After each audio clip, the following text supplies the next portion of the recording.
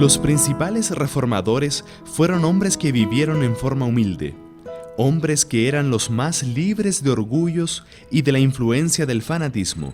Entre ellos estaba Ulrico Zwinglio.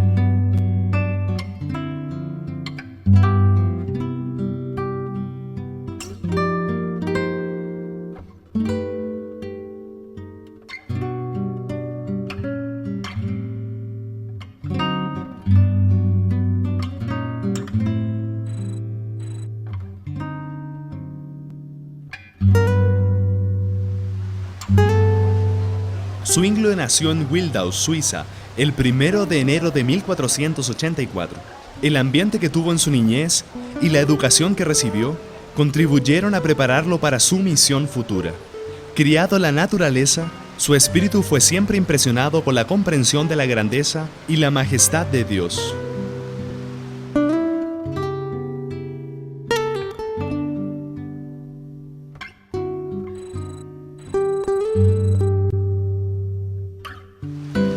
A la edad de 13 años se fue a Berna, la que entonces tenía la escuela más respetada de Suiza. Allá, Zwinglio fue tentado por los frailes a entrar a la orden, pero su padre lo orientó para que volviera a casa. No tenía intenciones de permitir que su hijo siguiera la vida ociosa e inútil de los monjes.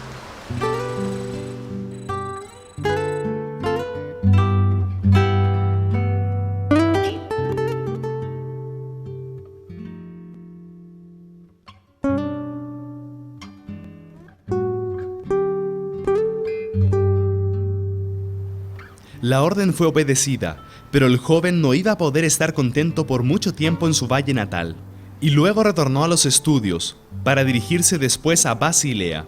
Fue allí que Zwinglio escuchó por primera vez el Evangelio de la libre gracia de Dios a través del profesor Wittenbach.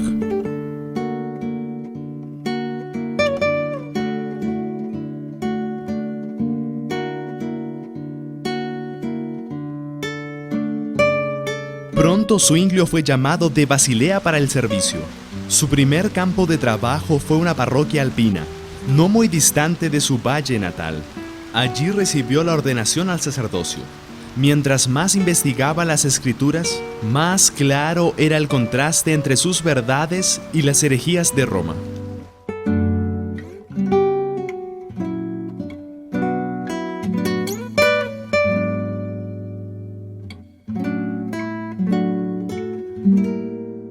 La doctrina que Zwinglio predicaba no la había recibido de Lutero. Era la doctrina de Cristo.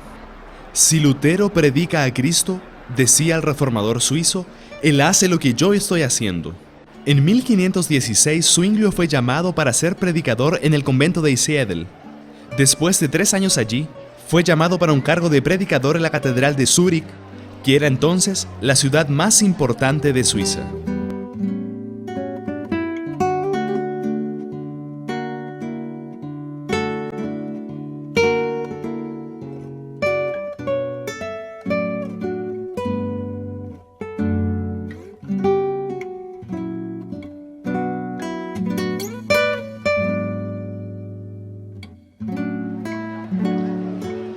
Al llegar aquí a Zúrich, Zwinglio comenzó a predicar respecto a la vida de Cristo, de acuerdo a lo enseñado en el libro de San Mateo. Él predicaba sobre la vida, la enseñanza y la muerte de Cristo. Grandes multitudes acudían a escuchar su predicación.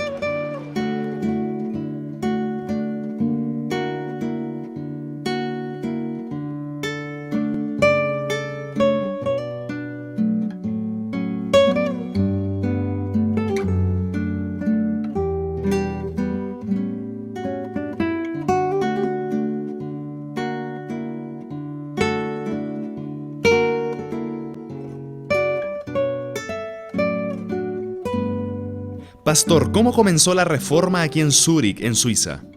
Estamos aquí en la ciudad vieja de Zúrich y tenemos al fondo la famosa Großmünster, o sea, la catedral de Zúrich, que comenzó a ser construida el año 1100 y demoró cerca de 100 años para ser terminada.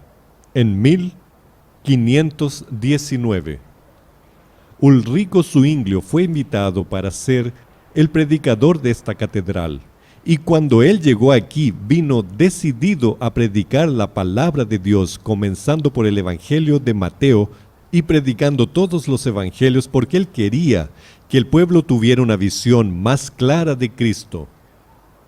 Obviamente, él aprovechó el Nuevo Testamento griego de Erasmo de Rotterdam, que había sido publicado en 1516, o sea, 3 años antes. Entonces se dio cuenta que las enseñanzas bíblicas en su original eran bien diferentes de las que enseñaban en la Iglesia Católica. Además, había un factor político. Zwinglio había acompañado como capellán de ejército algunas generaciones de soldados mercenarios, porque Suiza tenía el hábito de arrendar a sus jóvenes como soldados mercenarios para pelear, por ejemplo, en Italia, y percibió cuánto estaba perjudicando la moral en relación al comportamiento de aquella nueva generación, y también porque muchos volvían lesionados físicamente y con otros problemas. Entonces decidió que debería haber una reforma no solamente espiritual, sino también política. Para Zwinglio, la reforma no era meramente un movimiento religioso. Era un movimiento religioso, social y político, y ese fue el perfil que asumió. Aquí en Zúrich fue erradicada, fue abandonada la misa. En 1525 hubo otras reformas significativas en relación al asunto del tráfico de indulgencias y también de las reliquias y otros aspectos de la religión católica. Por lo tanto, fue un proceso significativo la consolidación de la reforma, aquí en lo que se denomina la Suiza alemana.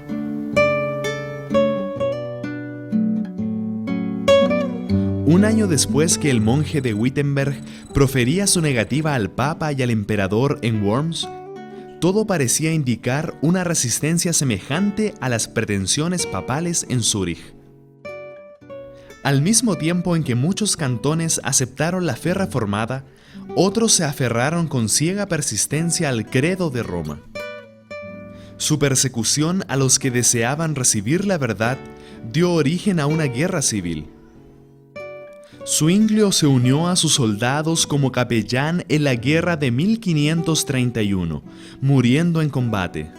Así cayó uno de los gigantes de la fe, que sacrificaron todo para ver la verdad de Dios exaltada por sobre la tradición y los errores comúnmente predicados.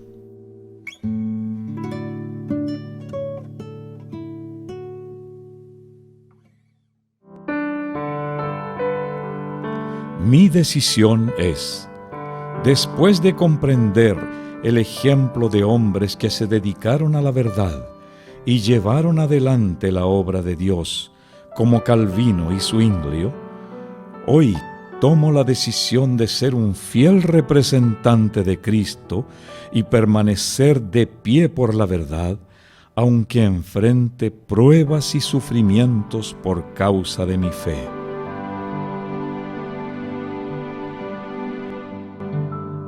Si este es su deseo, ore conmigo ahora. Bondadoso Padre, al ver la forma maravillosa como has dirigido tu obra, llevando adelante la verdad, deseamos también ser tus instrumentos para la proclamación de tu evangelio a aquellos que aún no te conocen. Así como usaste a muchos siervos tuyos en el pasado, úsanos en el presente, para que también podamos ser luces en este mundo de tinieblas. Te lo pedimos en el nombre de Cristo. Amén. Roma estaba triunfante con la muerte de Zwinglio y otros héroes de la fe, y en muchos lugares parecía lista a recuperar todo lo que había perdido. Pero Dios no abandonó su causa, ni a su pueblo. Estaba levantando obreros en otros países para llevar adelante la obra de la reforma. La verdad que por siglos fue arrojada en tierra debería ser restaurada a su pureza inicial. La reforma que fue plantada por los valdenses nació en los días de Wycliffe, creció en los días de Lutero, ahora finalmente debía brotar. La verdad de Dios hoy está siendo restaurada. Y todos nosotros somos llamados a participar de esta obra divina. ¿Cuál será su actitud en relación al llamado de Dios y las verdades que usted ha aprendido?